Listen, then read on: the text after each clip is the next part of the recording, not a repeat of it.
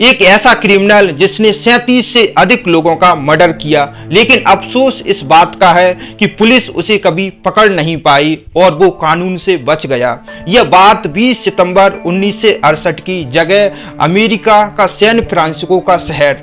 यह आम दिनों की तरह ही चहल पहल थी, तभी अचानक कार में कपल की हत्या की खबर पुलिस को मिलती है।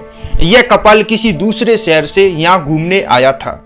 इस हत्या के पीछे जिसका हाथ बताया जाता है उसका नाम आज तक दुनिया को नहीं पता चल सका और इसे अमेरिका के सबसे रहस्यमयी हत्यारे के रूप में जाना जाता है। आज की कहानी एक ऐसे सीरियल किलर की है जिसने 1970 के दशक में सैन फ्रांसिस्को में जमकर खौफ फैलाया। इस किलर को पुलिस के दिमाग से खेलना काफी भाता था। यह मर्डर कैसे और कब करेगा उसकी जानकारी पहले ही एक पजल के जरिए अमेरिका की पुलिस को देकर लोगों के दिलों में आतंक फैलाता था। किलर चाहता था कि पूरे अमेरिका में उसके नाम के चर्चे हों, हर कोई उसके नाम से खौफ खाए।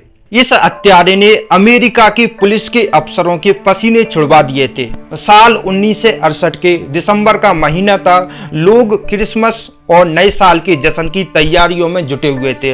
अमेरिका के हर छोटे बड़े शहर में इस तरह की तैयारियां चल रही थीं। नए साल के जश्न में शामिल होने के इरादे से अमेरिका के एक इलाके से एक जोड़ा सैन फ्रांसिस्को पहुंचता है और ये लोग घूमने फिरने और शॉपिंग करने के बाद कार में कहीं जाने के लिए सवार होते हैं। तभी एक अजनबी शख्स टहलता हुआ उनकी कार के पास आता है। बिना कुछ पूछे ड्राइवर सीट पर बैठे व्यक्ति के सीने में गोलियां दाग देता है। इसके ठीक बगल में बैठी लड़की जब तक कुछ समझती उससे पहले ही वह हत्यारा उसका भी काम तमाम कर देता है और लोगों की भीड़ होने के बावजूद भी वह हत्यारा बड़ी आसानी से वहां से फरार हो जाता है और दोनों ही मौके पर दम तोड़ देते हैं। पुलिस आती है, शवों का पोस्टमार्टम करवाती है, जांच करती है, लेकिन नतीजा इस पर सी रहता है। इसके बाद भी पुलिस को सैन फ्रांसिस्को के कई शहरों में इस तरह से लोगों की लाशें मिलने लगती हैं। इस शातिर अपराधी का कोई सुराग नहीं मिल रहा था। हर वारदात को अंजाम देने के बाद वह पुलिस का मजाक बनाने के लिए क्रिप्टो मैसेज के जरिए उनसे बातें करता था, उनको पत्र भेजता था जिसमें कुछ खास तरह के पजल होते थे और इसी वजह से पुलिस ने उसे नाम दिया ज़ोडिएक किलर। अब अमेरिका में इसे इसी नाम से जाना जाता था। सबूत के नाम पर पुलिस के पास सिर्फ उस हत्यारे के द्वारा भेजे गए पेपर के कुछ टुकड़े थे। कई जगहों पर छापेमारी के बाद शक के नाम पर पुलिस कई लोगों को उठाती थी। जांच के आधार पर पुलिस इन मामलों में संदिग्ध और थर्ले मिलर नाम के एक व्यक्ति को पकड़ती है। इस शख्स की हिरासत से लोगों को लगा कि उनके चिंता करने के दिन खत्म हो गए, लेकिन यह खुशी ज्यादा पल तक नहीं ठहर सकी। पुलिस को उसके खिलाफ कोई ऐसा सबूत नहीं मिला जिससे यह साबित किया जा सके कि वह ज़ोडिएक किलर है। कहा तो यह भी जाता है कि ज़ोडिएक किलर को पकड़ने के चक्कर में अमेरिकी पुलिस ने कई संदिग्ध लोगों की हत्या करवा दी, लेकिन इसके बावजूद भी कत्ल होने का सिलसिला जारी रहा।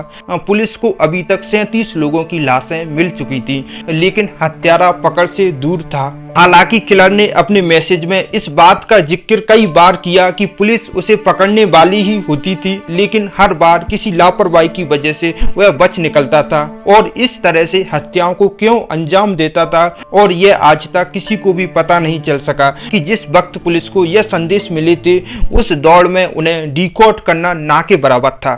3 से 40 अक्षरों के संदेश को किलर ने 51 साल पहले अमेरिकी मीडिया और पुलिस को भेजा था, लेकिन 2020 में कई देशों के एक्सपर्ट की टीम ने इन रहस्यमयी संदेशों की गुत्थी को हल कर दिया।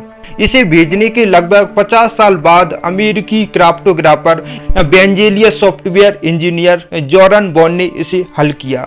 ज़ोडिएक किलर ने लिखा था, मुझे लगता है कि आप मुझे पकड़ने की कोशिश में बहुत मजे कर रहे हैं।